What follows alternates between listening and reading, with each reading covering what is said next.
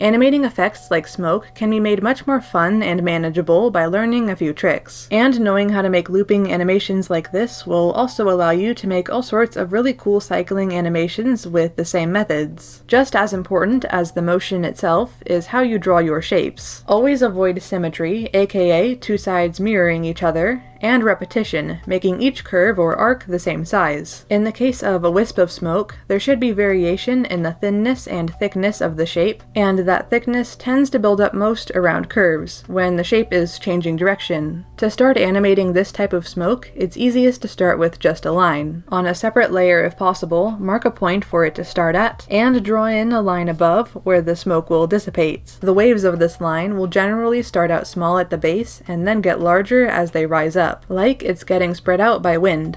Draw your second frame after this by bringing each curve up and out a bit, and as you keep drawing frames, you should have a new curve emerge from the bottom. When a curve crosses the dissipating line, it will disappear. If you are having difficulty with this, I would practice by making a more simple waving line animation first, and then moving on to smoke once you have that down. Soon you should see an opportunity to connect the animation back to the beginning, and when you play the animation, it should look something like this, already looking a bit like smoke. The next step is adding thickness. Again, getting thicker as it goes up, and especially thick around curves. When a thick section reaches the dissipating line, imagine that it deletes almost all of it, but just a little sliver manages to pass through before it shrinks out of existence. Do whatever tweaking you feel is needed to make the animation flow more naturally, and then you should have a finished basic smoke animation. The process for a pillar of smoke is very different, and although there is more than one process you can try, this is what I find easiest and also gets the best looking results. Mark where you want the smoke to start with a line, and then draw in a few popcorn cloud puff shapes floating up from that, growing in size as they get further away. Next, make a new frame and draw another set of these shapes in each of the between spaces. Then, fill in the gaps between these two frames with more frames, now paying attention to how you can make each puff morph into the next. And be sure to set your animation to loop. When making these in-betweens, be careful to not accidentally animate the motion backwards at any point. It helps a lot if your before and after frames are shown with different colors. The shapes in my next frame are shown with red, so I draw each shape underneath those. Here's what this animation looks like. I've made 8 frames total, playing at just 6 frames per second. Smoke moves slowly, so you would need to draw quite a few more frames if you want to work with a higher FPS.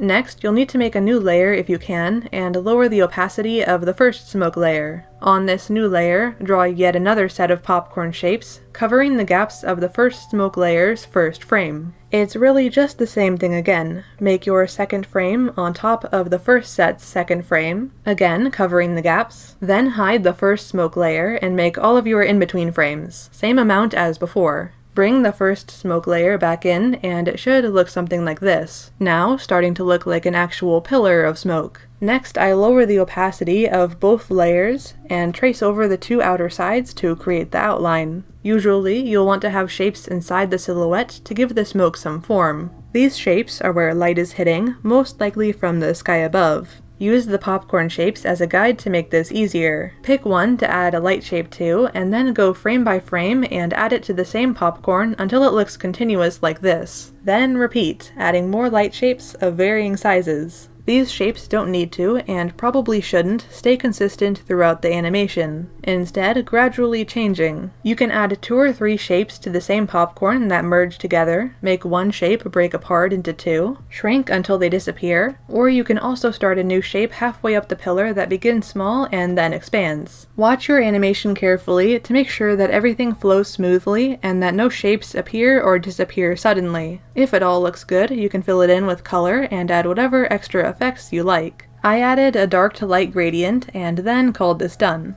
Here's my video about animating fire if you're interested in that as well. Thanks for watching!